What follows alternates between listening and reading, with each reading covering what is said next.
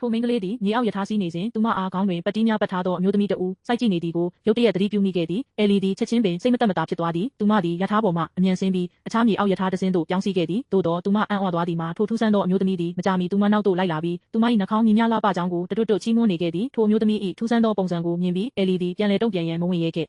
ပေသို့သောထိုမျိုးသမီးသည်အားချီးမွမ်းစကားများကိုဇက်တိုက်ပြောဆိုနေခဲ့သည်။သည်အလွန်စိတ်မသက်မသာဖြစ်လာသဖြင့်ထိုမျိုးသမီးထံမှအမြန်ဖယ်ခွာသွားခဲ့သည်။အတန်ငယ်လျှောက်သွားပြီးနောက်သည်စိုးရိမ်တကြီးဖြင့်နောက်သို့လှည့်ကြည့်လိုက်သည်။ထိုမျိုးသမီးသည်သူမအားလွှတ်ပေးမည်မဟုတ်သည်မှာထင်ရှားနေသည်။သည်ကြောက်လန့်တကြားဖြင့်ဘေးပတ်ဝန်းကျင်ရှိလူများအားအကူအညီတောင်းခဲ့တော်လဲပတ်ဝန်းကျင်ရှိညီသူမျှထိုမျိုးသမီးကိုမြင်ပုံမရပေဒါကိုမြင်တော့သည်ရဲတင်းသောအကြံတစ်ခုရလာပြီးမှတ်တမ်းတင်ရန်သူမ၏ဖုန်းကိုအမြန်ထုတ်လိုက်သည်။သို့သောနောက်တစ်စက္ကန့်တွင်မြေပြင်ပေါ်မှအဖြူရောင်ငွေ့များကိုမြင်လိုက်ရသောအခါသည်အနေရကိုနောက်ဆုံးတွင်သတိပြုမိသွားသည်။သူမသည်ကြောက်လန့်တကြားလှည့်ပြေးခဲ့သည်။သည်အိမ်သာထဲတွင်ပုံအောင်ကရဲတပ်ဖွဲ့ထံချက်ချင်းဖုန်းဆက်ခဲ့သည်။သို့သောဖုန်းလိုင်းရသည်နှင့်တပြိုင်နက်သည်တခုခုမှားယွင်းနေကြောင်းခံစားလိုက်ရသည်။အခြားတစ်ဖက်မှလူသည်လည်းသူမ၏နှာခေါင်းကိုချီးမွမ်းနေခဲ့သည်။ထို့နောက်သည်အိမ်သာအကန့်အပေါ်မှလက်တစ်ဖက်ဖြည်းညင်းစွာထွက်လာသည်ကိုမြင်လိုက်ရသည်။၏ဇလန်းသည်လူစီအမည်ရှိသောထိတ်လန့်စရာဘလော့ဂါတဦး၏စိတ်ဝင်စားမှုကိုမကြာမီဆွဲဆောင်နိုင်ခဲ့သည်။ထိုမြေအောက်ယထာဘူရာတွင်တရေ6ချင်းရှာ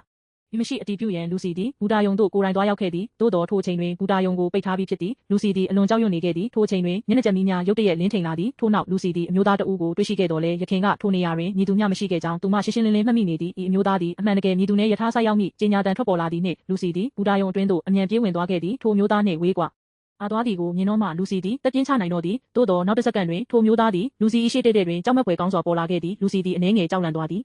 သူမသည်အခြားယထာတွဲစီသို့ဖြည်းဖြည်းချင်းလျှောက်သွားခဲ့တော်လဲထိုမျိုးသားသည်သူမအားစိုက်ကြည့်နေစေဖြစ်သည်ထိုအချိန်တွင်ယထာတွဲမီးများရုတ်တရက်ငြိမ်းသွားပြီးလူစီသည်ထိတ်လန့်ဖွယ်ရာမြင်ကွင်းတစ်ခုကိုမြင်လိုက်ရသည်ထိုမျိုးသားသည်သူမ၏နောက်မှစောက်ထိုးပြေးလိုက်လာနေသည်ကံကောင်းထောက်မစွာဖြင့်ယထာသည်ဘူတာယုံသို့ဆိုက်ရောက်လာပြီးထိုမျိုးသားသည်ယထာနှင့်အတူထွက်ခွာသွားခဲ့သည်အနေရကင်းသွားပြီဟုလူစီထင်မှတ်ခဲ့တော်လဲမကြာမီထိုနေရာတွင်စွန့်ပစ်ထားသောယထာဟောင်းတစ်စင်းရှိနေသည်သူမတွေ့ရှိခဲ့သည်ယထာဝင်ပေါက်တွင်လူစီသည်ဝေါ်ကီတော်ကီတစ်ခုကိုတွေ့ရှိခဲ့သည်တရေ6သောမြေအောက်ယထာ၏အမှန်တရားကိုဖော်ထုတ်ရန်လူစီသည်ထိုယထာဟောင်းအတွင်းသို့ဖြည်းဖြည်းချင်းဝင်ရောက်ခဲ့သည်